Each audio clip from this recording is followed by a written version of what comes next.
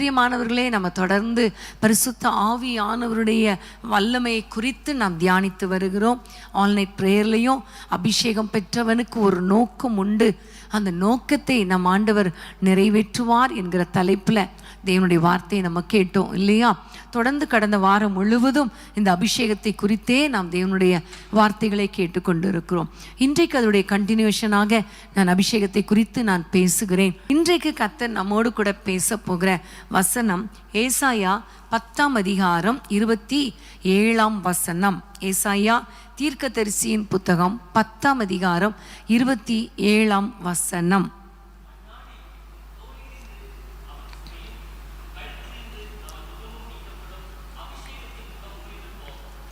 ஆமேன். அந்நாளில் உன் தோளி நின்று அவன் சுமையும் உன் கழுத்து நின்று அவன் நுகமும் நீக்கப்படும், அபிஷேகத்தின் நுகம் முறிந்து போகும் என்று இதில் நம்ம பார்க்கிறோம் இல்லையா? பிரியமான தேவ பிள்ளைகளை, ஆங்கில வேதாகமத்தில் பார்க்கும் பொழுது the yoke shall be destroyed because of the anointing. ஆமேன். அப்போ அபிஷேகத்தின் நுகம் முறிந்து போகும் என்பதற்கும் அபிஷேகத்தினால் நுகம் முறிந்து போகும் என்பதற்கும் சில வித்தியாசங்கள் உண்டு.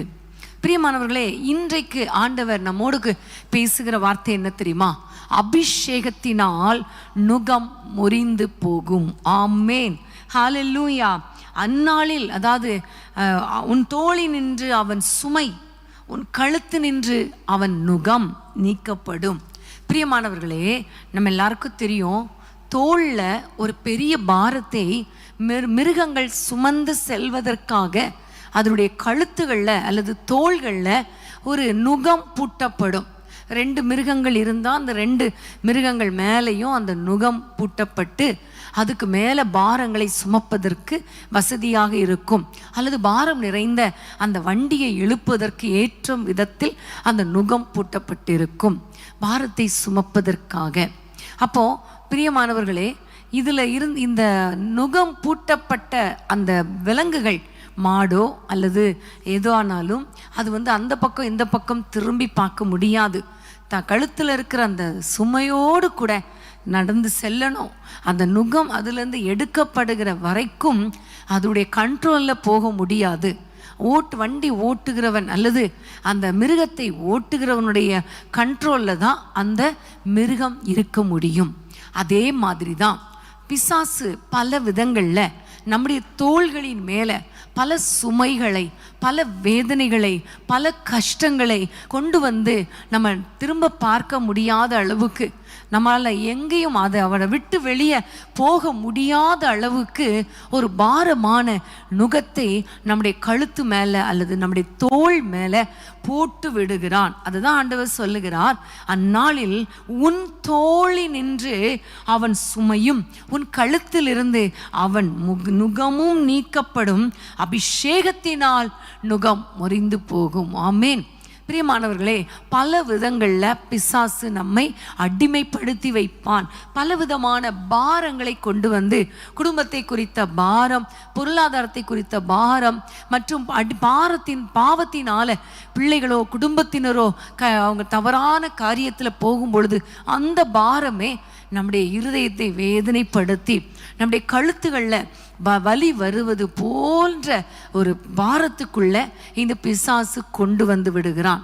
ஆனால் ஆண்டவர் சொல்லுகிறார், இந்த பாரத்தை நீக்க அல்லது இந்த பாரத்தை முறிக்க, அந்த நுகத்தை முறிக்க ஒரே ஒரு வழி இருக்கிறது, அதுதான் அபிஷேகம். ஆமேன்.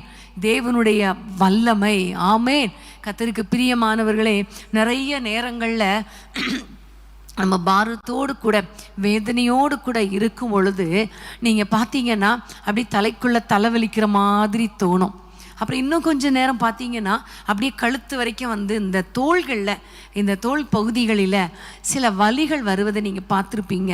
சில சமயம் அவ்வளோ ரொம்ப டென்ஷனாக இருக்கும் பொழுது, ரொம்ப ஸ்ட்ரெஸ்ஃபுல்லாக இருக்கும் பொழுது அந்த தோள்களை மறத்து போகிற அளவுக்கு அல்லது வலிக்கிற அளவுக்கு ஒரு பாரம் வருவதை, அந்த பாரத்தை உணர முடியும். இருக்கா? நீங்கள் உணர்ந்துருக்கிறீங்களா? நான் நிறைய நேரங்களில் நான் உணர்ந்துருக்கிறேன். அப்போ அந்த நேரத்தில் நான் சொல்லுவேன், அப்பா எனக்கு இந்த பாரத்தை தயவு செஞ்சு எடுத்து போட்டுருங்கப்பா என்று சொல்லி நான் ஆண்டவரிடத்துல கதறி ஜெபித்தது உண்டு. பிரியமானவர்களே, ஆனால் ஆண்டவர் இன்னைக்கு சொல்லுகிறார், தோளில் எவ்வளவு பாரம் இருந்தாலும், தோளில் எவ்வளவு, கழுத்தில் எவ்வளோ பெரிய நுகத்தடியை சாத்தான் வைத்திருந்தாலும், நீங்கள் அபிஷேகத்தில் நிரம்பி, ஆவியில் நிரம்பி, அந்நிய பாஷைகளை பேசி ஆவியானவரோடு இணைந்து நீங்கள் ஜெபிக்கும் பொழுது அந்த பாரம் விலகும், அந்த நுகம் முறிக்கப்படும் என்று கர்த்தர் நமக்கு வாக்கு கொடுக்கிறார். ஆமென், ஹல்லேலூயா. பிரியமான தேவ பிள்ளைகளே, இந்த கழுத்தில் பாரம் வரும் பொழுது அல்லது அந்த கழுத்தில் ஒரு நுகம் இருக்கும் பொழுது என்ன நடக்கும்னா, இந்த விலங்குகளால் இந்த பக்கம் பார்க்க முடியாது, இந்த பக்கம் பார்க்க முடியாது. அவங்க அப்படியே குனிஞ்சி ஒரே பாதையில் அவங்க அந்த வண்டியை இழுக்கிறவன் அது எந்த வழியாக செலுத்துகிறானோ அந்த பாதையில் தான் போக முடியும். நிமிர்ந்து பார்க்க முடியவே முடியாது. நிமிர்ந்து பார்க்க அந்த மிருகத்துக்கு அனுமதியும் கிடையாது. கொஞ்சம் தலையை அப்படி எட்டுனாலே ஒரு அடி விழும், குனிஞ்சு போங்கிற மாதிரி. இன்றைக்கி கூட நம்முடைய வாழ்க்கையில் நிறைய நேரங்களில் பிசாசு பலவிதமான பாரங்கள் அடிமைத்தனத்துக்குள்ள நம்மை வைத்திருக்கும் பொழுது நம்மால் நிமிர்ந்து நடக்க முடியலை, நிமிர்ந்து வாழ முடியலை, நம்ம கொஞ்சம் ஏறிட்டு பார்க்க முடியலை, பரலோகத்தை குறித்து பார்க்க முடியலை, பரலோக வாழ்வை குறித்து பார்க்க முடியல. இந்த உலகத்தின் பிரச்சனைகளையே நம்ம சுமந்து சுமந்து சுமந்து கீழேயே பார்த்துட்டு, இதுக்கு என்ன வழி, இதுக்கு என்ன தீர்வு, இந்த பிரச்சனைக்கு என்ன வழி, இப்படியே நம்முடைய எண்ணங்கள் போகுது. ஜெபிக்கலாமா, பைபிள் வாசிக்கலாமா, கூட்டத்துக்கு போகலாமா, அல்லது ஏதாவது செய்யலாமா, ஆண்டவருக்காக ஊழியம் செய்யலாமா, இப்படிங்கிற ஒரு எண்ணமே வரவிடாத அளவுக்கு நம்மை முடக்கி போடுவது தான் சாத்தானுடைய தந்திரம். ஆனால் இந்த நுகத்தெடிகளை அபிஷேகத்தினால முறிக்க பண்ண கர்த்தர் வல்லவராய் இருக்கிறார். ஆமென், ஹல்லேலூயா. அப்படி முறிக்கப்படும் பொழுது நடக்கிற ஆசீர்வாதம் என்ன தெரியுமா? லேவியராகமம் 26ஆம் அதிகாரத்துக்கு வேதத்தை திருப்பிக் கொள்ளுங்கள். லேவியராகமம் 26ஆம் அதிகாரம் 13ஆம் வசனத்தை நம்ம வாசிக்க கேட்போமா?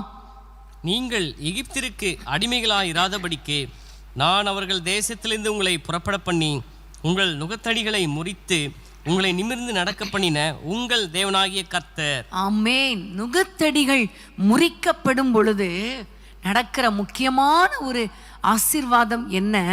நிமிர்ந்து நடக்க பண்ணுகிறவர். ஆமென், ஹல்லேலூயா. அது வரைக்கும் நிமிர்ந்து நடக்க முடியாமல் பாரம் சுமந்து தவித்து கொண்டிருக்கிற ஒவ்வொருவரையும் கர்த்தர் நுகத்தடியை முறித்து போடும் பொழுது ஆண்டவர் நம்மை நிமிர்ந்து நடக்க பண்ணுகிற தேவனாய் இருக்கிறார். ஆமென், ஹல்லேலூயா. கர்த்தருக்கு ஸ்தோத்திரம். இந்த வசனத்திலே ஆண்டவர் சொல்லுகிறார், அபிஷேகத்தினால தான் நுகம் முறிக்கப்படும். ஆமென். உங்களுடைய வாழ்க்கையில ஆண்டவர் உங்களுக்கு அழகாய் கற்றுக் கொடுக்கிற ஒரு பாடம், நல்ல ஆவியில நிரம்பி ஜெபம் பண்ணுங்க. அபிஷேகத்தை பெற்றவங்க ஆவியில நிரம்பி ஜெபம் பண்ணுங்க. அந்நிய பாஷை பேசக்கூடிய வரம் பெற்றவங்க இந்த பாரங்கள் வரும் பொழுது, வேதனைகள் வரும் பொழுது அந்நிய பாஷைகளை நீங்க பேசுங்க. கண்டிப்பா அந்த நுகத்தடி முறிக்கப்படும். ஆமென், ஹல்லேலூயா. பிரியமானவர்களை, ஒருவேளை நான் அபிஷேகம் பெறலையே, ஆவியானவர் எனக்குள்ள இல்லையே நீங்க நினைக்காதீங்க. ஆவியானவரை பார்த்து கூப்பிடுங்க. ஆவியானவரே, உம்முடைய ஒத்தாசையோடு நான் ஜெபிக்கிறேன், நீர் எனக்குள் வாசம் பண்ணும் என்று சொன்னீங்கன்னா ஆவியானவர் உங்களுக்குள் வாசம் பண்ணுவார். ஆவியானவரோடு கூட இணைந்து நீங்கள் ஜெபிக்கும் பொழுது சில சமயங்களில் நீங்கள் பலவீனத்தோடு கூட ஜெபிக்க முடியாத சூழ்நிலையில் கூட ஆவியானவர் உங்களுக்காக பெருமூச்சு விட்டு அழுது ஜெபிக்கிறார், விண்ணப்பம் பண்ணுகிறார் என்று பார்க்கிறோம் இல்லையா? நீங்கள் ஆவியானவர்கிட்ட சொல்லிருங்க, அப்பா இந்த நுகத்தை முறிக்கிற ஒரு வல்லமை என் மேலே இறங்கட்டும், நீங்கள் என்னோடு கூட இணைந்து ஆண்டவரை ஜெபம் பண்ணுங்க, நான் உங்களோடு கூட இணைந்து ஜெபிக்கிறேன் அப்படின்னு ஒரு ஃப்ரெண்ட்லியா ஆவியானவரோடு பேசுங்க. ஒரு பர்சனலா நீங்க அவரோடு கூட பேசும் பொழுது கண்டிப்பா உங்கள் தோளி நின்று அந்த நுகம் முறிக்கப்படும். ஆமென், ஹல்லேலூயா. பிரியமானவர்களே, அந்த வேதம் வசனம் சொல்லுகிறது 27ஆம் வசனம், அந்நாளில் உன் தோளி நின்று அவன் சுமை அவன் நுகம், அந்த வார்த்தை வருது இல்லையா? அப்போ யாருடைய நுகம், யாருடைய சுமை நம்முடைய தோளில் நம்முடைய கழுத்தில் இருக்கிறது என்று நீங்கள் பார்த்தீங்கன்னா அந்த வசனத்தில், அந்த அதிகாரத்திலேயே நீங்க பார்க்க வேண்டிய வசனம் 24ஆம் வசனம். 24ஆம் வசனம், ஏசாயா 10:24. ஆகையால் சீயோனில் வாசமாயிருக்கிற என் ஜனமே, அசீரியனுக்கு பயப்படாதே, அவன் உன்னை கோலால் அடித்து எகிப்தியரை போல் தன் தண்டாயுதத்தை உன்மேல் ஓங்குவான் அப்படின்னு சொல்லிட்டு, அதுதான் ஆண்டவர் சொல்லுகிறார், உன் தோளி நின்று அவன் சுமை, உன் கழுத்து நின்று அவன் நுகம் நீக்கப்படும். ஆமேன், ஹல்லேலூயா. அப்ப இதுல அவன் நுகம், அவன் சுமை என்று சொல்லப்படுகிறதே, இது யாருடைய நுகம் என்று பார்த்தால் அசீரியனுடைய நுகம், அசீரியனுடைய சுமை. ஆமேன். அப்போ இந்த அசீரிய ராஜா, அசீரியர்கள்னா அவங்க என்ன செய்வாங்க என்று நம்ம பார்த்தோம்னா, 2 ராஜாக்களுக்கு நேராக உங்களுடைய வேதத்தை நீங்கள் திருப்பிக் கொள்ளுங்கள். 2 ராஜாக்கள் 19ஆம் அதிகாரம் 3ஆம் 4ஆம் வசனத்துக்கு நேராக வேதத்தை திருப்பிக் கொள்ளுங்கள். அப்போ அதுதான் நம்ம டீட்டெயிலாக படித்தாதான் அது எப்படிப்பட்ட நுகம், எப்படிப்பட்ட சுமை, அது எப்படி வெளியே போகும், அது எப்படி முறிக்கப்படும் என்று நமக்கு கற்றுக்கொள்ள முடியும். 2 ராஜாக்கள் 19ஆம் அதிகாரம் 3-4ஆம் வசனங்கள். இவர்கள் அவனை நோக்கி, இந்த நாள் நெருக்கமும் கண்டிதமும் தூஷணமும் அனுபவிக்கிற நாள், பிள்ளை பேறு நோக்கி இருக்கிறது, பெறவோ பலன் இல்லை. ஜீவனுள்ள தேவனை நிந்திக்கும்படி அசிரியா ராஜாவாகிய தன் ஆண்டவனால் அனுப்பப்பட்ட ரப்சாக்கே சொன்ன வார்த்தைகளை எல்லாம் உமது தேவனாகிய கர்த்தர் கேட்டிருக்கிறார். உமது தேவனாகிய கர்த்தர் கேட்டிருக்கிற வார்த்தைகளின் நிமித்தம் தண்டனை செய்வார். ஆகையால் இன்னும் மீதியாய் இருக்கிறவர்களுக்காக விண்ணப்பம் செய்வீராக என்று எசேக்கியா சொல்ல சொன்னார் என்றார்கள். ஆமென். இங்க அசீரியா ராஜா இஸ்ரவேல் ஜனங்களை நெருக்குகிறதை பார்க்கிறோம். அவர்கள் நெருக்குகிறார்கள், தூஷிக்கிறார்கள், தேவனுள்ள தேவனையே நிந்திக்கிறார்கள். நம்ம எல்லாருக்கும் தெரியும் 18ஆம் அதிகாரம் முழுவதும் அந்த சனகரிப், அந்த ரப்சாக்கே இவர்களுடைய நிந்தனையான வார்த்தை, எசேக்கியா ராஜாவை நெருக்கி பேசுகிற வார்த்தை, இஸ்ரவேல் ஜனங்களை சிறைப்பிடிக்கும்படி அவன் திட்டம் போட்டு உள்ள வருகிற வார்த்தைகள். ஜீவனுள்ள தேவன் மேல நம்பிக்கையா இருப்பீங்களா? அவர் ஒருபோதும் உங்களை விடுவிக்க மாட்டார் என்று ஆண்டவரையே நிந்திக்கிற ஒரு வார்த்தை, எசேக்கியா ராஜாவை நிந்திக்கிற வார்த்தை. அப்ப அசீரியர் என்றாலே நெருக்குகிற காரியங்கள். ஆமென். நம்மை நிந்திக்கிற காரியங்கள், நம்மை அவமானப்படுத்துகிற வார்த்தைகள், ரொம்ப கஷ்டமான வார்த்தைகள், தூஷிக்கிற வார்த்தைகள், இதுதான் அசீரியருடைய நுகம். இன்னைக்கு கொஞ்சம் யோசித்து பாருங்களேன், நம்முடைய வாழ்க்கையில யாராவது மனிதர்கள் எழும்பி நம்மை வேதனைப்படுத்தி பேசினாள், நம்மை ரொம்ப தூஷித்தாள், நம்மை நிமித்தம் ஆண்டவரே தூஷித்தா, ஆண்டவரே நம்பி நம்பி இருந்தியே, உனக்கு இந்த ஆண்டவர் உனக்கு என்ன செஞ்சார் அப்படிலாம் சொல்லும் பொழுது நமக்கு எவ்வளோ வேதனையாக இருக்கும் இல்லையா? எப்படியாவது இவங்களை சிறை பிடிச்சிட்டு போயிடணும் என்கிற ஒரு எண்ணத்தோடு கூட நெருக்கி கொண்டிருக்கிற அந்த ஆவிதான் அசீரியனுடைய சுமை. அப்போ இந்த அசீரியர் எப்பவுமே ஜனங்களை எப்படியாவது பிடிச்சி தன்னுடைய கட்டுப்பாட்டுக்குள்ள கொண்டு வந்துடணுங்கிறதுக்காக நிந்திக்கிறான், அவமதிக்கிறான், வேதனைப்படுத்துகிறான், நெருக்குகிறான். பிரியமான தேவ பிள்ளைகளே, இன்றைக்கு நம்முடைய வாழ்க்கையில உங்களை வேதனைப்படுத்துகிற காரியம், உங்களுக்கு ஒரு சுமை மாதிரி இருக்கிற ஒரு காரியம், ஒருவேளை இந்த நிந்தனையா இருக்கலாம், மனுஷனுடைய நிந்தனையா இருக்கலாம், வேதனையா இருக்கலாம், அவர்கள் உங்களை நெருக்கி கொண்டு இருக்கலாம், உங்களுக்குரிய அத்தனை ஆசீர்வாதங்களையும் எடுத்துவிட வேண்டும் என்று சத்ரு பல விதத்தில் மனிதர்களை ஏவி எழுப்பி கொண்டிருக்கலாம்.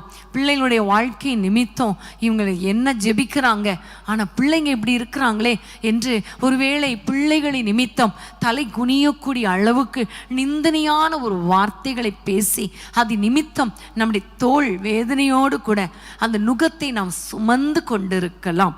பிரியமானவர்களே, அந்த நேரத்தில், இந்த நுகம், அசீரியருடைய நுகம் எப்படி முறிக்கப்பட்டது என்று நம்ம எல்லாருக்கும் தெரியும். எசேக்கியா ராஜா ஆண்டவருடைய ஆலயத்தில் வந்தான். ஏசாயா தீர்க்க தரிசிக்கு தன்னுடைய நிருபங்களை அனுப்பி நீ ஜெபிக்க வேண்டும் என்று சொன்ன பொழுது ஏசாயா தீர்க்க தரிசியும் எசேக்கியா ராஜாவும் சேர்ந்து வானத்தை நோக்கி அபயமிட்ட பொழுது கர்த்தர் ஒரு தூதனை அனுப்பினார். நம்ம எல்லாருக்கும் தெரியும். அதே அதிகாரம் 34, 35, 36 வசனங்கள்ல பார்க்கும் பொழுது கர்த்தர் ஒரு தூதனை அனுப்பினார். அந்த தூதன் அசீரியரின் பாளையத்துல 1,85,000 பேரை ஒரே இரவுல வெட்டி போட்டான். ஆமேன். சனகரிப் ராஜா அப்படியே திரும்பி போனான் தன்னுடைய இடத்துக்கு என்று பார்க்கிறோம். எல்லா சத்துருவின் கிரியைகளும் செத்த பிரேதங்களாக விழுந்து கிடந்தார்கள் என்று நம்ம பார்க்கிறோம் இல்லையா? பிரியமான தெய்வ பிள்ளைகளே, உங்களுடைய வாழ்க்கையில கூட இப்படிப்பட்ட அசீரியர் போன்ற நுகங்கள், நிந்தனையின் நுகங்கள், நெருக்கத்தின் நுகங்கள், வேதனை நுகங்கள் உங்களை அப்படியே நெருக்கி தூஷித்து கஷ்டப்படுத்தி அப்படிப்பட்ட அந்த அசீரியருடைய நுகங்கள் உங்கள் தோள் மேல இருக்கும் பொழுது, உங்களுடைய குடும்பத்தின் மேல இருக்கும் பொழுது நீங்க செய்ய வேண்டிய காரியம் என்ன தெரியுமா? தீர்க்க தரிசி அன்றைக்கு அபிஷேகம் பெற்ற தீர்க்க தரிசியோடு இணைந்து ஜெபித்த எசேக்கியாவை போல இன்னைக்கு உங்களுக்குள் வாசமா இருக்கிற ஆவியானவரோடு கூட இணைந்து ஜெபம் பண்ணுங்க. அந்நிய பாஷைகளை பேசுங்க. அபிஷேகத்தில் நிரம்புங்க.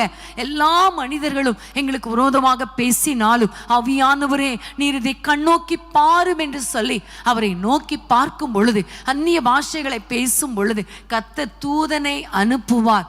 உங்கள் தோள் மேல இருக்கிற அந்த நுகத்தை, உங்கள் கழுத்து மேல இருக்கிற அந்த சுமையை கர்த்தர் முறித்து போடுவார். ஆமென். ஹல்லேலூயா. கர்த்தருக்கு ஸ்தோத்திரம். ஏசாயா 14 அதிகாரம் 24, 25 வசனத்தை நம்ம வாசிக்க கேட்கலாமா? ஏசாயா தீர்க்கதரிசி 14 அதிகாரம் 24 and 25. நான் நினைத்திருக்கிறபடியே நடக்கும், நான் நிர்ணயித்தபடியே நிலை நிற்கும் என்று சேனைகளின் கர்த்தர் ஆணையிட்டு சொன்னார். அசீரியனை என் தேசத்திலே முறித்து என் மலைகளின் மேல் அவனை மிதித்து போடுவேன். அப்பொழுது அவனுடைய நுகம் அவர்கள் மேலிருந்து விலகி அவனுடைய சுமை அவர்கள் தோளிலிருந்து நீங்கும். ஆமென். ஹல்லேலூயா. ஆண்டவர் சொல்லுகிறார், நான் நிர்ணயித்தபடியே நடக்கும், நான் நிர்ணயித்தபடியே, நான் நினைத்தபடியே நடக்கும் என்று சேனைகளின் கர்த்தர் சொல்லுகிறார். பிரியமானவர்களே, உங்க வாழ்க்கையில அசீரியர்கள் நினைத்தது நடக்காது. அசீரியர்கள் நினைக்கலாம், ஒருவேளை அவங்க உங்க தோள் மேல நுகத்தை போட்டு தங்க இஷ்டப்படி உங்களை நெருக்கலாம், உங்களை ஒடுக்கலாம், உங்களை நிந்திக்கலாம், உங்களை தலை நிமிர விடக்கூடாது, தலை குனிய வைக்கணும் என்று பல விதங்களில அவன் உங்களுக்கு விரோதமாய் வரலாம், நுகத்தடிகளை போட்டு இருக்கலாம். ஆனால் ஆண்டவர் சொல்லுகிறார், நான் நினைத்தபடிதான் நடக்கும், நான் நிர்ணயித்தபடியே தான் நடக்கும் என்று சேனைகளின் கர்த்தர் சொல்லுகிறார்.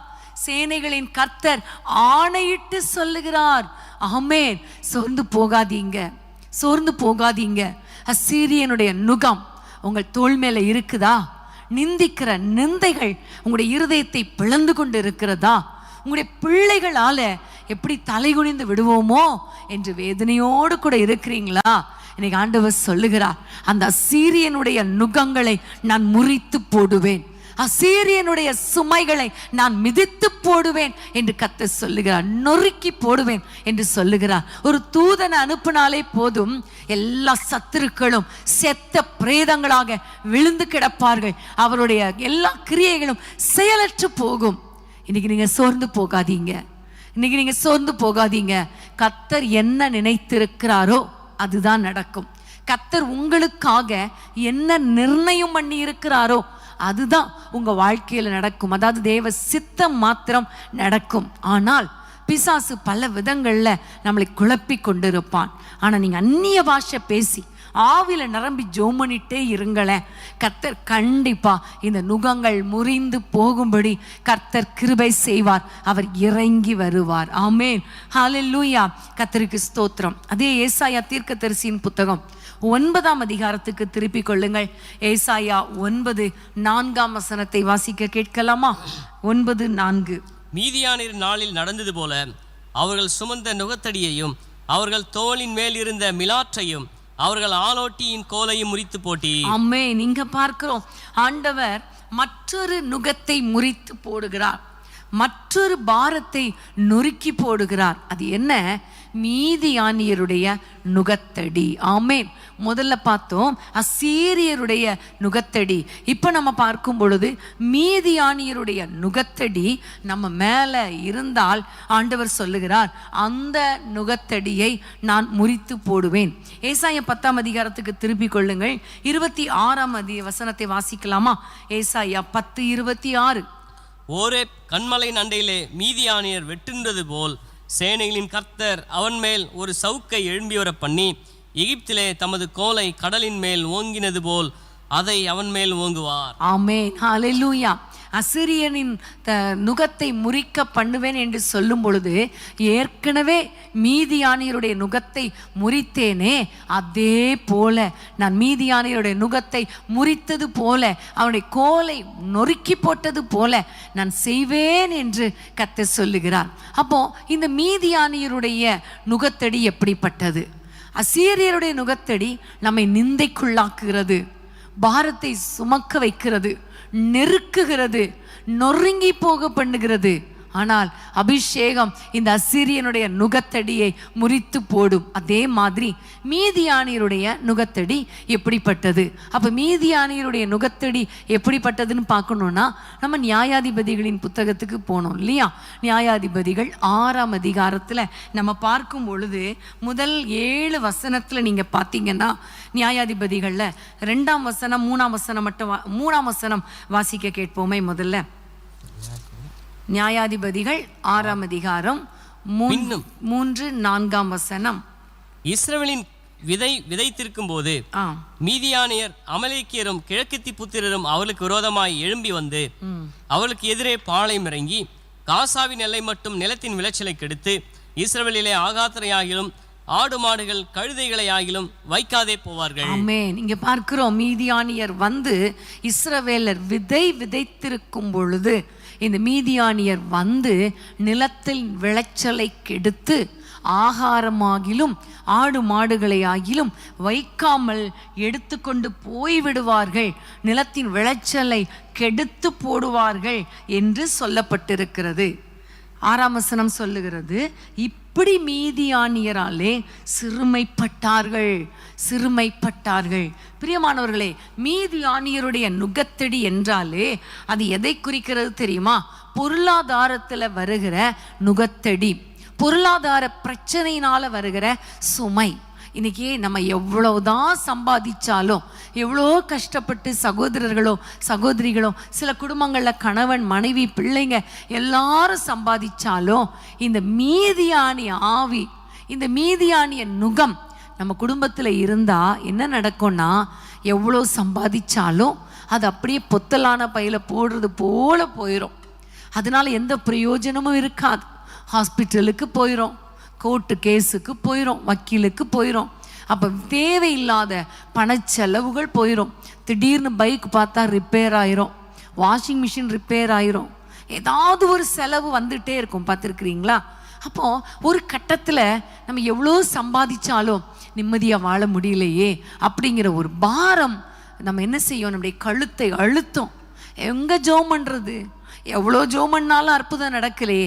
இந்த கடன் பாரம் என்னை நிமிர்ந்து நடக்க பண்ண முடிய மாட்டேங்குதே. இந்த கடன் வாங்கினதுனால அதை திரும்ப செலுத்த முடியாததுனால, நாளுக்கு நாள் வட்டி அதிகமாயிட்டு இருக்கிறதுனால என்னால் நிமிர்ந்து நடக்க முடியலை, ஒரு காரியம் செய்ய முடியலை. பிள்ளைகளுக்கு திருமணம் நடத்த ஆசை தான், ஆனால் திருமணம்னு வந்தால் இந்த செலவுக்கு எங்கே போகிறது? வீடு இல்லை, வீடு இடம் இருக்குது, வீடு கட்டலான்னா பணம் இல்லையே. வீட்டெல்லாம் எனக்கு வர வேண்டிய அந்த சொத்துக்களை மற்றவங்க பிடுங்கிட்டாங்களே, எடுத்துட்டாங்களே. அதுக்கு கேஸ் போட்டு பல வருடங்களாக வக்கீலுக்கு பணம் கொடுத்து என் சம்பாத்தியமே போயிடுச்சே. இப்படி பல விதங்களில் இங்கே இருக்கிற நீங்கள் யாராவது யோசித்துட்டு இருக்கலாம். இதை கேட்கிற நீங்கள் உங்கள் வாழ்க்கையில் கூட உண்மைதான், எவ்வளோ சம்பாதிச்சாலும் ஒரு நல்ல சாப்பாடு சாப்பிட முடியல, பிள்ளைகளுக்கு ஒரு நல்ல ட்ரெஸ் வாங்கி கொடுக்க முடியல, வீட்டில் ரொம்ப கஷ்டம். மழை வரப்போது, மழை வந்துருச்சுன்னா எங்கள் வீட்டில் தண்ணி ஒழுகும், அந்த வீட்டுக்கு ஒரு கூரை போடக்கூட வழி இல்லை. இப்படியெல்லாம் யோசித்து யோசித்து யோசித்து பாரம் சுமந்து சுமந்து சுமந்து அந்த கழுத்து நோகிறது இல்லையா, கழுத்து அப்படியே குனிந்து போகிறது இல்லையா, தாங்க முடியாத ஒரு சூழ்நிலை நேராங்க நீங்கள் போயிட்டுருக்கீங்களா? இந்த பொருளாதார பிரச்சனை நிமித்தம் குறிப்பாக பார்த்தீங்கன்னா இந்த லாக்டவுனுக்கு முன்னாடி வரைக்குமாவது ஏதோ சாப்பிட்டுட்டு இருந்தோம், வாழ்ந்துட்டு இருந்தோம். ஆனால் இந்த 2.5 வருஷம் நமக்கு அந்த பிரச்சனையினால, அது நிமித்தம் அந்த போராட்டத்தினால தொடர்ந்து நடக்க முடியல, தொடர்ந்து ஓட முடியல. அந்த 2.5 வருஷத்தில் வாங்கின கடனை கட்ட முடியல என்று அநேகர் வேதனையோடு கூட நீங்கள் இருக்கிறீங்களா? பாரம் சுமந்து தவித்து கொண்டிருக்கிறீங்களா? பிரியமான தேவ பிள்ளைகளே, புலம்பல்ல ஒரு அருமையான வசனம் உண்டு. புலம்பல் 5ஆம் அதிகாரம் 5ஆம் வசனத்தை வாசிக்க கேட்போமா? புலம்பல் 5:5. பாரம் சுமந்து எங்கள் கழுத்து நோகிறது, நாங்கள் உழைக்கிறோம், எங்களுக்கு இளைப்பாறுதல் இல்லை. ஆமென். எவ்வளவு உழைச்சாலும் எங்களுக்கு இளைப்பாறுதல் இல்லை, நிம்மதியாக வாழ முடியலை. காரணம் பயங்கரமான பாரம், எங்களுடைய கழுத்தில் அவ்வளோ பாரம் ஏற்றப்பட்டு இருக்கிறது. எங்களால் சுமக்க முடியாத பாரம். இன்னைக்கு அன்பான தேவ பிள்ளைகளே, எவ்வளோ உழைச்சாலும் இளைப்பாறுதல் இல்லை. எங்களுடைய கழுத்து பாரம் சுமந்து நோகிறது, வலிக்குது. அப்படி நீங்கள் யாராவது ஃபீல் பண்ணிட்டு இருக்கீங்களா? இப்போ ஒருவேளை வேதனையோடு கூட இருக்கிறீங்களா? உண்மைதான், எனக்கு ரொம்ப கஷ்டமாக இருக்குன்னு கண்ணீரோடு கூட இருக்கிறீங்களா? ஒரே ஒரு வழி, இந்த மீதியானிய நுகம், இந்த தரித்திரமாகிய நுகம், இந்த தேவையில்லாத பணச்செலவுகளாகிய நுகம், சாப்பிட்றதுக்கு வழி இல்லாத அந்த நுகம், இது எப்பொழுது முறிக்கப்படும்? அபிஷேகத்தினால். ஆமென், ஹல்லேலூயா. நீங்கள் நியாயாதிபதிகள் 7ஆம் அதிகாரத்துக்கு நீங்கள் திருப்பி கொள்ளுங்களேன். 7ஆம் அதிகாரம் 16ஆம் வசனத்தை வாசிக்கலாமா? நியாயாதிபதிகள் 7:14-16. அந்த 300 பேரை 3 படையாக வகுத்து அவர்கள் ஒவ்வொன்று கையிலும் ஒரு எக்காலத்தையும் வெறும் பானையும் அந்த பானைக்குள் வைக்கும் தீவட்டியையும் கொடுத்து. ஆமென். பானை, அந்த பானைக்குள்ளே ஒரு தீவட்டி. பிரியமானவர்களே, பானையை வைத்து தீவட்டியை கொடுத்து அவர் சொல்லுகிறார், கிதியோன், நான் பானையை உடைக்கும் பொழுது நீங்களும் பானையை உடைங்க. கையில் தீவட்டியை கொடுத்திருக்கிறேன், அந்த தீவட்டி வெளியே தெரிய வேண்டும். அந்த தீவட்டி வெளியே தெரியும் பொழுது நம்ம எல்லாருக்கும் தெரியும், நடு ஜாமத்தின் துவக்கத்தில் அந்த கிதியோன் பானையை உடைத்து எக்காலத்தை ஊதின பொழுது பாளையத்தில் இருந்த அத்தனை பேரும் தங்கள் பானையை உடைத்தார்கள். அவர்கள் எல்லாரும் அவரவர் நிலையில இருந்தாங்க, பானையை உடைச்சிட்டு அப்படியே நின்னாங்க. 21ஆம் வசனத்தில், ஆனால் பாளையத்தில் இருந்த மீதியானியர் எல்லாரும் சிதறி கூக்குரலிட்டு ஓடி போனார்கள். ஏன் ஓடி போனாங்க அப்படின்னு பார்த்தீங்கன்னா, இந்த 300 பேர் கையிலையும் இருந்த தீவட்டி மட்டும்தான் தெரிஞ்சுது.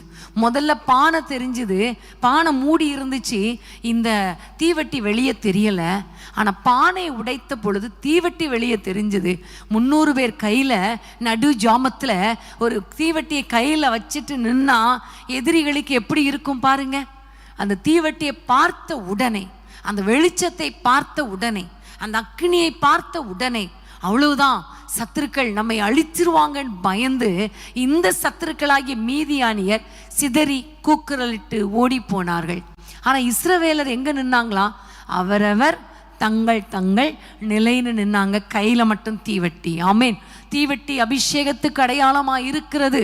2 கொரிந்தியர் 4ஆம் அதிகாரத்தில் பவுல் சொல்லுகிறார், இந்த மண் பாண்டமாகிய எங்கள் சரீரத்துக்குள்ளே இல்லை மதிக்க முடியாத பொக்கிஷமாகிய இந்த வல்லமை எங்களுக்குள்ளே இருக்கிறது, அது மண் பாண்டத்துக்குள்ளே இருக்கிறது. ஆமென்.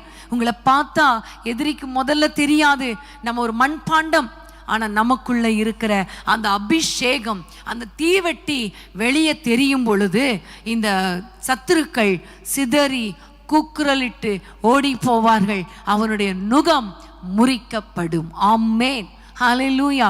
இன்னைக்கு பிரியமானவர்களே, உங்களுடைய அபிஷேகம் வெளியே பிசாசுக்கு தெரியணும், உங்களை சுற்றி இருக்கிற பிசாசுக்கு தெரியணும். உங்க மேல இருக்கிற, உங்கள் இருதயத்துக்குள்ளே இருக்கிற அந்த தீவட்டி வெளியே தெரிஞ்சாதான் அவன் தன்னுடைய சுமையோடு முறிக்கப்பட்டு ஓடி போவானே தவிர நீங்க அமைதியா இருந்தா அவனும் அமைதியா தான் இருப்பான். மேலும் மேலும் பாரத்தை உங்க மேல போட்டுக்கொண்டே இருப்பான். எப்படிப்பட்ட வேதனை, எப்படிப்பட்ட பொருளாதார பிரச்சனை உங்களை நெருக்கினாலும் நீங்க ஆவியில நிரம்பி ஜெபம் பண்ணுங்க, அபிஷேகத்துல நிரம்பி ஜெபம் பண்ணுங்க. உங்களுக்குள்ள இருக்கிற தீவெட்டி வெளியே தெரியும் பொழுது வேதம் சொல்லுகிறது, நாங்கள் எப்பக்கத்தில் நெருக்கப்பட்டாலும் ஒடுங்கி போவதில்லை, ஒடுங்கி போவதில்லை. ஆமேன். எவ்வளவு தரித்திரம் வந்தாலும், எவ்வளவு போராட்டங்கள் வந்தாலும் நாங்கள் ஒடுங்கி போவதில்லை. ஏனென்றால் எங்களுக்குள்ளே ஒரு அபிஷேகம் இருக்கிறது. நாங்கள் ஆவியில நிரம்பி ஜெபிக்கும் பொழுது இந்த சத்துரு, இந்த நுகம் கண்டிப்பாக முறிக்கப்படும். இந்த மீதியானிய கிரியைகள் சிதறி கூக்குரலிட்டு ஓடி போவார்கள். ஆமேன். இன்னும் ஏன் ஓடலை? தரித்திரம் ஏன் இன்னும் ஓடலை? நீங்க இன்னும் ஆவியில நிரம்பி ஜெபிக்க ஆரம்பிக்கல. பிரியமான தேவ பிள்ளைகளே, பொருளாதார பாரம் உங்களை சுமந்து ரொம்ப நோகடிக்கும் பொழுது, பாரத்தினால நீங்க கஷ்டப்படும் பொழுது ஒன்னே ஒன்று செய்யுங்க. உங்களால் ஒன்றும் செய்ய முடியாது. எவ்வளோ உழைக்கிறோம், எவ்வளோ பாரம் சுமக்கிறோம், ஆனாலும் இளைப்பாறுதல் இல்லை. ஒன்னே ஒன்று, ஆவியில நிரம்பி ஜெபம் பண்ணுங்க, அந்நிய பாஷைகளை பேசுங்க. கர்த்தர் சொல்லுகிறார், பரியாச உதடுகளினாலும் அந்நிய பாஷையினாலும் இந்த ஜனத்தோட பேசுவேன், இதுவே இளைத்தவனை இளைப்பாற செய்யும் இளைப்பாறுதல். ஆமேன். உங்களுக்கு மனசுலேயும் ரெஸ்ட் இல்லை, சரீரத்துல ரெஸ்ட் இல்லை, பாரம் சுமந்து தவிக்கிறீங்களா? அந்நிய பாஷைகளை பேசுங்க, ஆவியில நிரம்பி ஜெபம் பண்ணுங்க. கர்த்தர் உங்களுக்கு ஒரு இளைப்பாறுதலை தருவார். இந்த மீதியானிய நுகத்தை கர்த்தர் முறித்து போடுவார், முறித்து போடுவார். ஹல்லேலூயா, ஹல்லேலூயா. கர்த்தருக்கு ஸ்தோத்திரம். எரேமியா தீர்க்கதரிசியின் புத்தகத்தை நீங்கள் திருப்பிக் கொள்ளுங்கள்.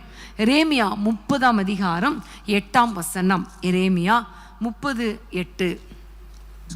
அந்நாளிலே நான் அவன் நுகத்தை உன் கழுத்தின் மேல் இராதபடிக்கு உடைத்து உன் கட்டுகளை அறுப்பேன் என்று சேனைகளின் கர்த்தர் சொல்லுகிறார். அந்நியர் இனி அவனை அடிமை கொள்வதில்லை. ஆமேன். ஹல்லேலூயா. ஆண்டவர் சொல்லுகிற வார்த்தை, அந்நாளில் நான் அவன் நுகத்தை, எல்லாமே பார்த்தீங்கன்னா அவன் நுகம் அவன் நுகம் சொல்லப்பட்டிருக்கும். அப்ப அது யாருடைய நுகம் என்பதை கர்த்தர் நமக்கு அழகாய் கற்றுக் கொடுத்து கொண்டிருக்கிறார். அந்த நுகம் எப்படிப்பட்ட நுகம், அது எப்படி அறுப்பேன், எப்படி உடைப்பேன் என்று ரொம்ப அழகா சொல்லி கொடுத்து கொண்டிருக்கிறார் இல்லையா? இந்த வசனத்தை நம்ம திரும்ப வாசித்து பார்க்கும் பொழுது, அவன் நுகத்தை உன் கழுத்தின் மேல் இராதபடிக்கு நான் அறுப்பேன் என்று 8ஆம் வசனத்திலே கர்த்தர் சொல்லுகிறார். இது யாரை குறித்து கர்த்தர் சொல்லுகிறார் என்று பார்த்தால், 7ஆம் வசனத்துல யாக்கோபை குறித்து கர்த்தர் சொல்லுகிறார்.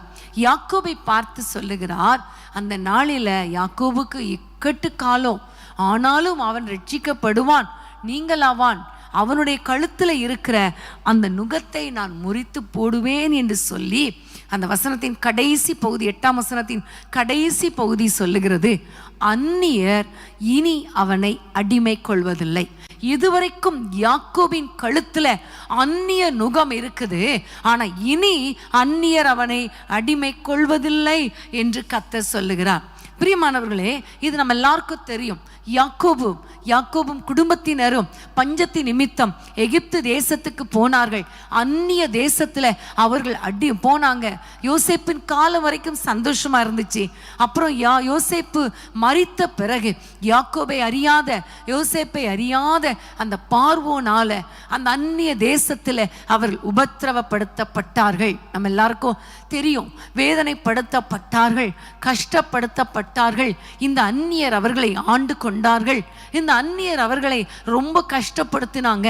வேதத்திலே பார்க்கிறோம், யாத்திராகமம் 3ஆம் அதிகாரத்துல ரொம்ப அழகா அவர்கள் பட்ட பாடுகளை குறித்து அழகாய் சொல்லப்பட்டிருக்கும். 3ஆம் அதிகாரம் யாத்திராகமம் 7-8ஆம் வசனத்தை நம்ம வாசிக்க கேட்போமே. யாத்திராகமம் 3:7-8. அப்பொழுது கர்த்தர், எகிப்தில் இருக்கிற என் ஜனத்தின் உபத்திரவத்தை நான் பார்த்து ஆலோட்டிகளின் நிமித்தம் அவர்கள் இடுகிற கூக்குரலை கேட்டேன். அவர்கள் படுகிற வேதனைகளையும் அறிந்திருக்கிறேன்.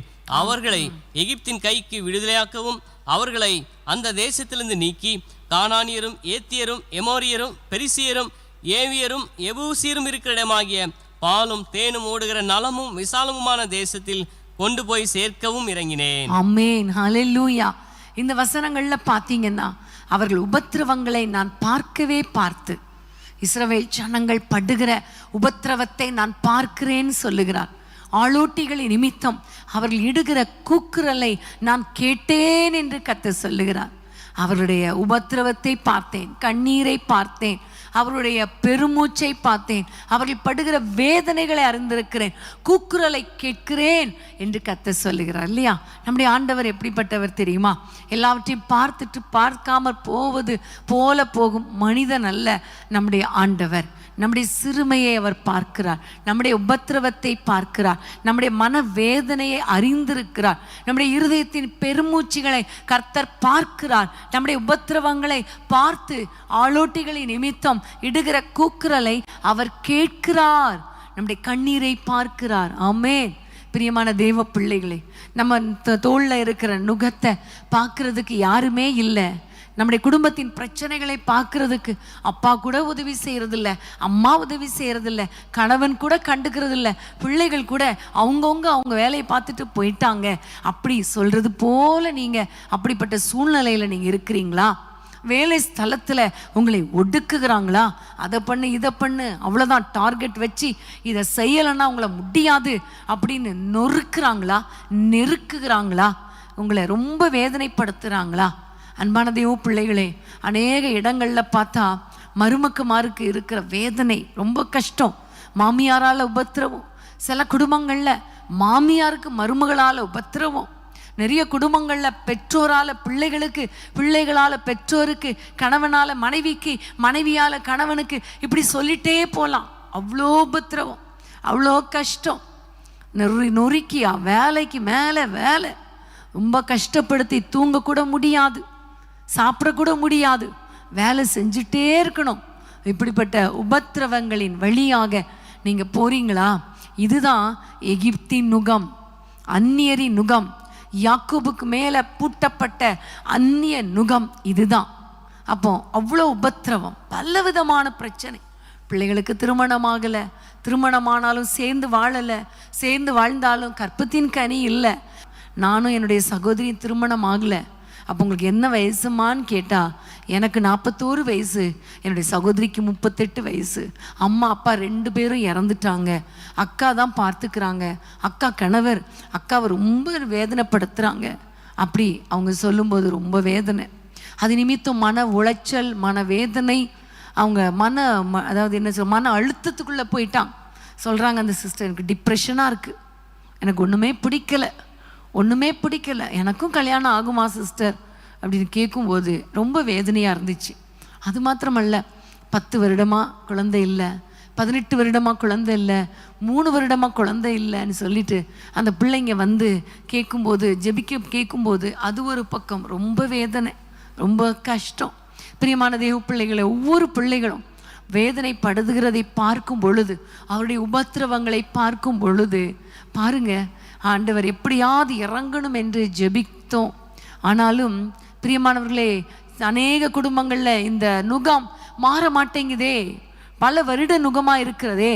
அன்னைக்கு யாக்கோபுக்கு பார்த்தீங்கன்னா 430 வருட நுகம், 430 வருட உபத்திரவம். இன்னைக்கு உங்களுடைய வாழ்க்கையில கூட 40 வருடம் 20 வருடம் திருமணம் ஆனதுலேருந்து நிம்மதி இல்லை. இப்படி பல விதங்களில் நீங்கள் கஷ்டப்பட்டுட்டு இருக்கீங்களா?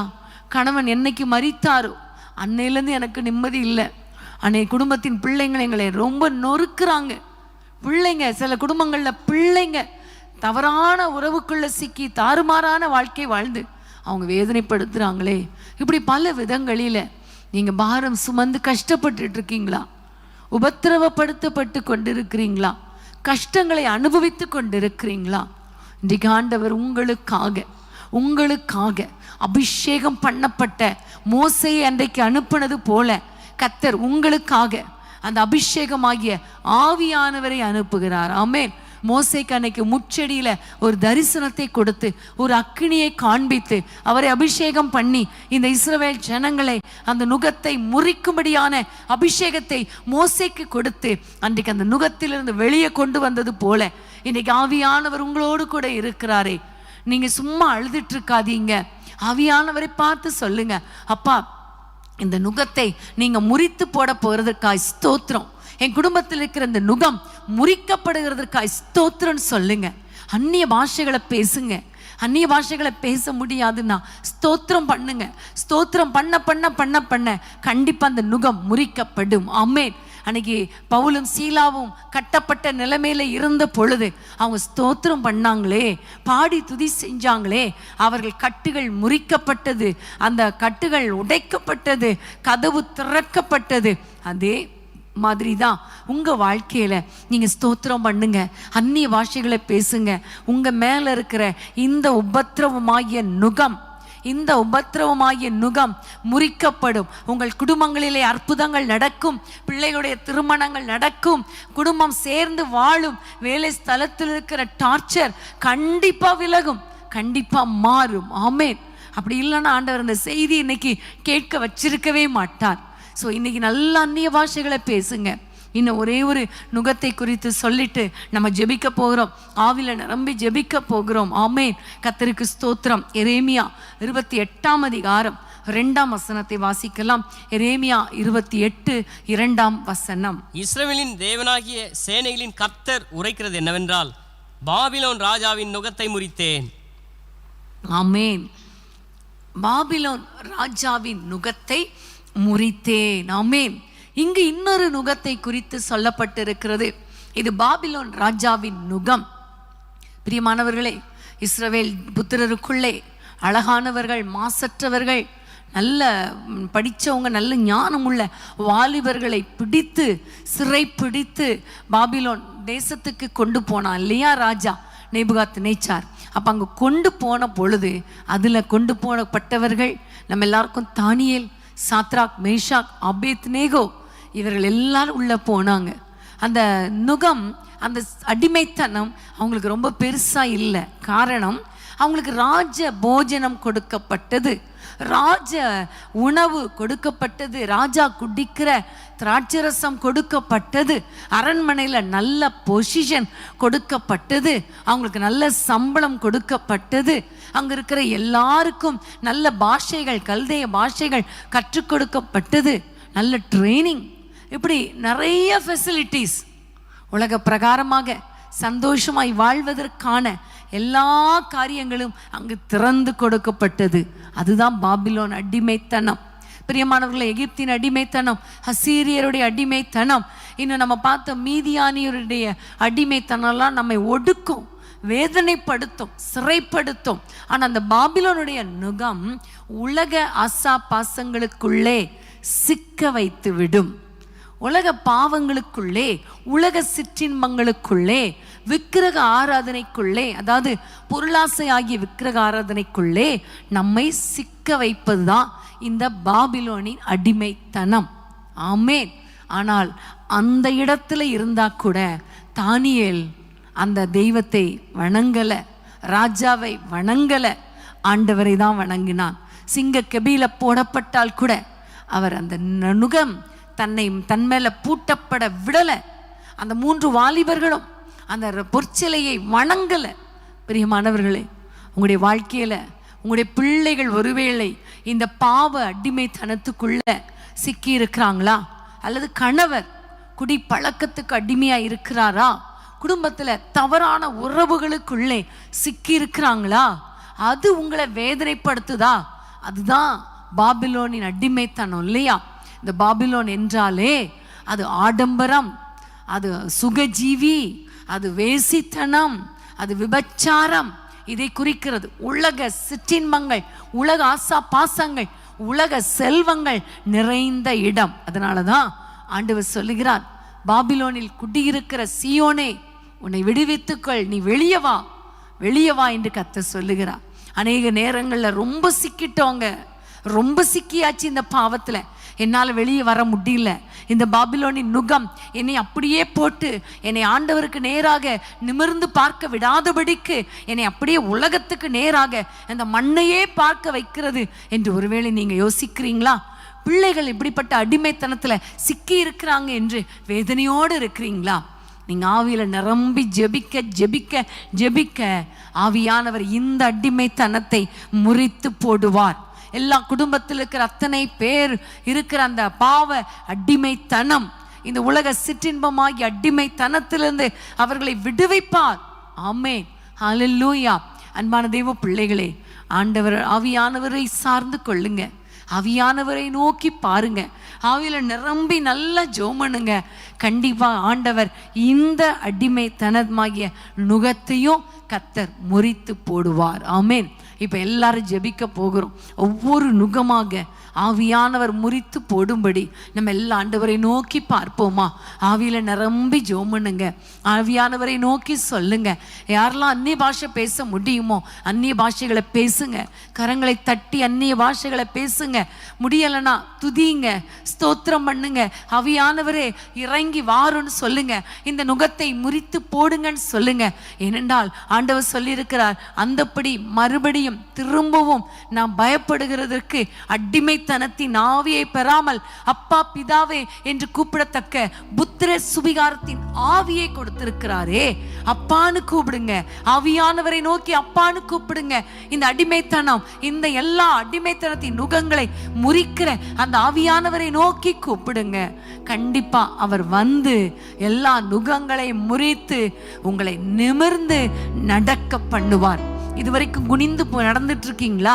இந்த பாரத்தினால அப்படியே சோர்ந்து போய் குனிந்து வாழ்ந்து கொண்டிருக்கிறீங்களா? இன்னைக்கு ஆண்டவர் நுகத்தடிகளை முறித்து உங்களை நிமிர்ந்து நடக்க பண்ண போகிறார். எல்லாரும் கைகளை உயர்த்தி ஆண்டவரை நோக்கி பார்ப்போமா? அப்பா உமக்கு ஸ்தோத்திரம் அப்பா. இந்த பாபிலோனின் அடிமைத்தனத்துல சிக்கி இருக்கிற ஒவ்வொரு குடும்பங்களை கர்த்தர் விடுவிப்பீராக. ஒவ்வொரு பிள்ளைகளை இந்த பாவ அடிமைத்தனத்திலிருந்து விடுவீங்க அப்பா.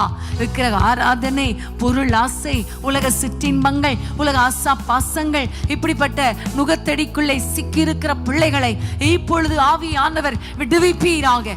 இந்த நுகத்தடியை முறித்து போடுவீராக ராஜா. இயேசுவின் நாமத்தில் நாங்கள் ஜெபிக்கிறோம். அப்படியே ஆண்டவரே, அசீரியருடைய நுகத்தடி, அந்த நிந்தை அவமானங்களுக்குள்ளே யாரெல்லாம் இருக்கிறாங்களோ, அவர்கள் உம்மை நோக்கி இப்பொழுது பார்க்கிறாங்களோ, அவர்கள் மேலே இருக்கிற இந்த நுகத்தடியை ஆவியானவர் முறித்து போடுவீராக. நிந்தைகள் மாறட்டும், அவமானங்கள் மாறட்டும், வேதனைகள் மாறட்டும். ஜீவனுள்ள தேவனையே நிந்திக்கிறார்களே, அவர்கள் ஆண்டவரே அந்த நுகத்தடியை கர்த்தர் முறித்து போடுங்க. ஆவியானவரே ஒவ்வொரு வீடுகளுக்குள்ளே இறங்கி வாரும். உம்முடைய அபிஷேகமாகிய நதி புரண்டு ஓடட்டும். உம்முடைய அபிஷேகத்தினால இந்த நுகத்தடியை முறித்து போடுவீராக ராஜா, முறித்து போடுவீராக. ஏசப்பா உமக்கு ஸ்தோத்திரம். பொருளாதார பிரச்சனையினால, தரித்திரத்தினால எவ்வளோ சம்பாதிச்சாலும் பணம் இல்லையே, கடன் பிரச்சனை அவ்வளோ வேதனையா இருக்கிறதே, எவ்வளோ உழைத்தாலும் பாரம் சுமந்து நோகிறோமே என்று யாரெல்லாம் நோக்கி பார்க்கிறாங்களோ அந்த நுகத்தடியை முறித்து போடுங்க அப்பா. பொருளாதாரத்தில் இருக்கிற அந்த மீதியானிய நுகத்தடிகளை ஆவியானவரே முறித்து போடுங்க. அன்றைக்கு ஆண்டவரே கிதியோன் அப்பா அந்த தீவெட்டியை வைத்து அந்த மீதியானிய கிரியைகளை அழித்தது போல இன்றைக்கு ஆவியில நிரம்பி உம்முடைய பிள்ளைகள் ஜெபிக்கும் பொழுது ஆவியானவர் இறங்கி வந்து அந்த நுகத்தடிகளை முறித்து போடுங்க. பொருளாதாரத்துல ஒரு பிரேக் த்ரூ உண்டாகட்டும் ஐயா. சத்ருவின் கிரியைகள் அழிக்கப்படுவதாக, பொருளாதாரத்தில் இருக்கிற அந்த நுகத்தடி முறிக்கப்படுவதாக. தேவைகளை சந்திங்க அப்பா. வீடுகள் கட்டப்படட்டும், திருமண தேவைகள் சந்திங்க, குடும்பத்தின் தேவைகள் சந்திக்கப்படட்டும். ஃபீஸ் கட்டணுமே, அடிப்படை தேவைகள் வேண்டுமே, கடன் பிரச்சனை மாறணுமே. இயேசுவின் நாமத்தில் ஆவியானவரே நீர் இறங்கி வந்து இந்த நுகத்தடியை முறித்து போடுங்க அப்பா. உமக்கு ஸ்தோத்திரம் அப்பா. ஆண்டவரே எகிப்தின் நுகத்தடிகளை கர்த்தர் முறித்து போடும்படி நாங்கள் ஜெபிக்கிறோம். ஆண்டவரே இந்த அந்நிய புத்திரர் அப்பா உபத்திரவப்படுத்துறாங்களே, இந்த உலகத்துல வேலை ஸ்தலத்துல பிள்ளைகளை உபத்திரவப்படுத்துறாங்களே ஆண்டவரே, ஆளோட்டிகள் ஆண்டவரை டார்ச்சர் பண்றாங்களே, குடும்பத்துல ஒவ்வொருவரும் இஷ்டத்துக்கு நடத்துறாங்களே, கீழே போட்டு மிதிக்கிறது மாதிரி வேதனைப்படுத்துறாங்களே. இதனால படுத்துகிற பிள்ளைகளுக்காக பாரத்தோடு ஜெபிக்கிறேன் அப்பா. உம்மை நோக்கி நாங்கள் பார்க்கிறோம் தகப்பனே. அந்நிய புத்திரர் இனி இவர்களை ஆண்டவரே ஒடுக்குவதில்லை. அந்நிய புத்திரரின் நுகத்தை முறித்து போடுவேன் சொன்னீங்களே, எகிப்தின் நுகத்தை முறித்து போடுவேன் சொன்னீங்களே அப்பா. இன்றைக்கு நாங்கள் ஆவியில நிரம்பி ஜெபிக்கிறோம் ஐயா. இயேசுவின் நாமத்தில் எல்லா உபத்திரவங்களுக்கும் ஒரு முற்றுப்புள்ளி வைப்பீராக. திருமண தடைகள் மாறுவதாக, திருமணமாகாத பிள்ளைகளுடைய இருதயத்தின் வேதனைகளை மாற்றி போடுங்க. கற்பத்தின் கனி கிடைக்கட்டும் ஐயா. ஒரு அற்புதம் நடக்கட்டும் ஐயா. ஆண்டவரே, குடும்பத்தில் அற்புதங்களையும் அதிசயங்களையும் காண பண்ணுவீராக நாங்கள் பாரத்தோடு ஜெபிக்கிறோம். தகப்பனே, தகப்பனே, பிரிந்த குடும்பங்களை இணைத்தருளும் அப்பா.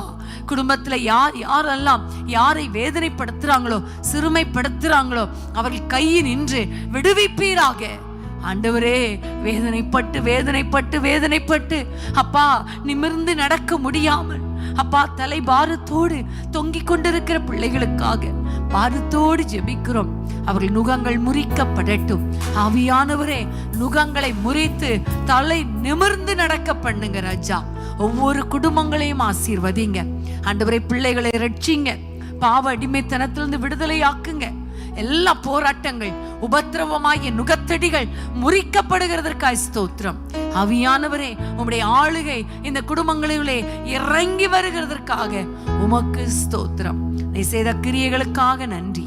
இயேசுவின் நாமத்தில் பிதாவே, ஆமேன், ஆமேன்.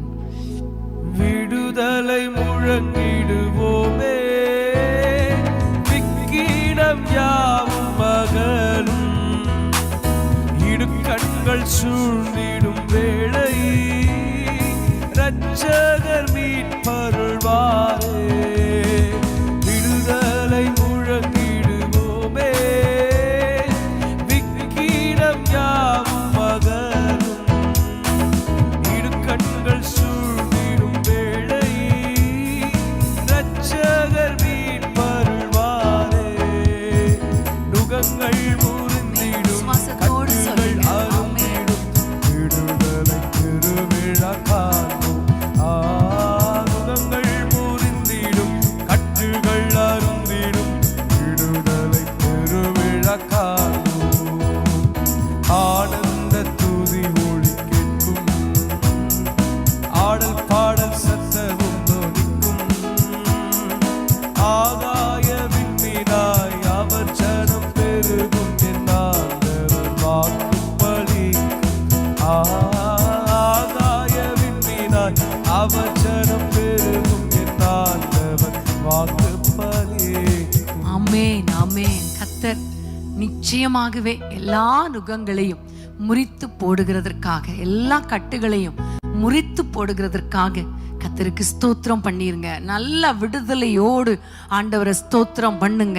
கொஞ்ச நேரமாவது ஆவியில நிரம்பி ஜெபம் பண்ணுங்க. ஆவியானவரை பார்த்து சொல்லி ஜெபம் பண்ணுங்க. என்னென்ன நுகங்கள் உங்களை வேதனைப்படுத்துகிறதோ அதை அவரிடத்துல சொல்லுங்க. அவர் முறித்து போடுவார். ஆமேன், ஹல்லேலூயா. நிச்சயமாகவே இன்றைக்கு கேட்ட செய்தியின்படியே எல்லா நுகங்களையும் கர்த்தர் முறித்து போட்டு உங்களை நிமிர்ந்து நடக்க பண்ணுவார். எல்லா சிறையிருப்புகளும் மாறும். யாக்கோபின் சிறையிருப்பை கர்த்தர் திருப்புவார். இஸ்ரவேலின் சிறையிருப்பை கர்த்தர் திருப்புவார். ஆகவே நீங்க தைரியமா இருங்க. இப்ப நம்ம எல்லாரும் இணைந்து நம்ம சொல்ல போறோம். கர்த்தருக்கு ஸ்தோத்திரம் பண்ணி நம்ம சொல்ல போறோம். என் ஆத்துமாவே கர்த்தரை ஸ்தோத்திரி, என் முழு உள்ளமே பரிசுத்த நாமத்தை ஸ்தோத்திரி.